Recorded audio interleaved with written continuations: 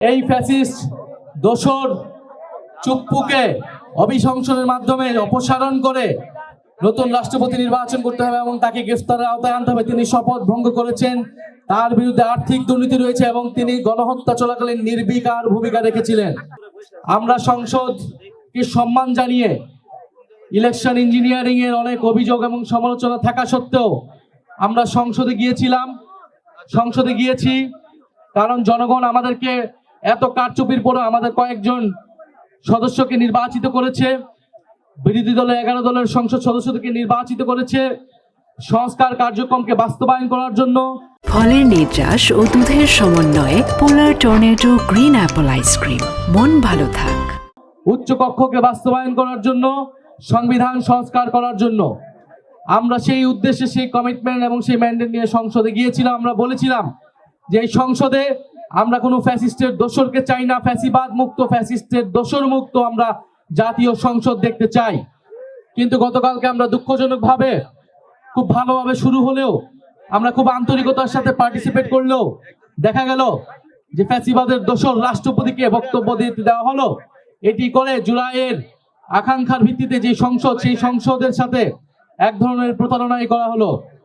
Speaker সাহেবকে আমরা, মাননীয় স্পিকারকে আমরা বলেছিলাম যে রাষ্ট্রপতির বক্তব্য বিষয়ে আমাদের বক্তব্য রয়েছে, সেই বক্তব্য যাতে আমাদেরকে দিতে দেওয়া হয়, কিন্তু সেটি তিনি না দিয়ে রাষ্ট্রপতিকে বক্তব্য দিতে দিয়েছেন। এর ফলস্বরূপ আমরা প্রতিবাদ করে ওয়াকআউট করে আমরা চলে এসেছি। আমরা আহ্বান জানাবো অতি দ্রুত অবিলম্বেই এই ফ্যাসিস্ট দোসর চুপ্পুকে অভিশংসনের মাধ্যমে অপসারণ করে নতুন রাষ্ট্রপতি নির্বাচন করতে হবে এবং তাকে গ্রেফতারের আওতায় আনতে হবে। তিনি শপথ ভঙ্গ করেছেন, তার বিরুদ্ধে আর্থিক দুর্নীতি রয়েছে এবং তিনি গণহত্যা চলাকালীন নির্বিকার ভূমিকা রেখেছিলেন। প্রিয় ময়মনসিংহবাসী, আপনাদের উদ্দেশ্যে আরেকটি কথা বলতে চাই।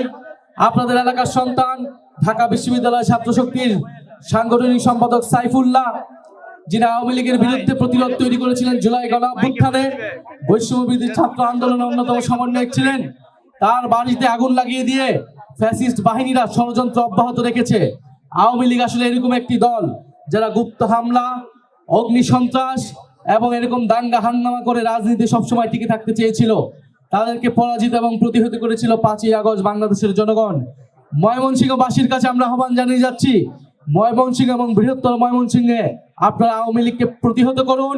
আমরা আইনের শাসনে বিশ্বাসী, ফলে আপনারা পুলিশে ধরিয়ে দেন, গ্রেফতারের ব্যবস্থা করুন। প্রশাসনের প্রতি আহ্বান জানাচ্ছি, প্রশাসন যদি ব্যবস্থা না হয় তাহলে কিন্তু জনপ্রতিরোধ গড়ে তুলবে আওয়ামী লীগের বিরুদ্ধে সর্বত্র, রাস্তাঘাট, সব জায়গায়।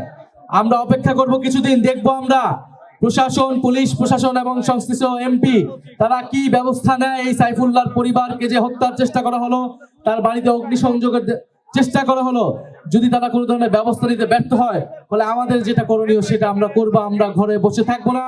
আওয়ামী লীগ যদি যুদ্ধ পরিস্থিতি তৈরি করতে চায় দেশে, তাহলে আমরা প্রতিরোধ থাকবো।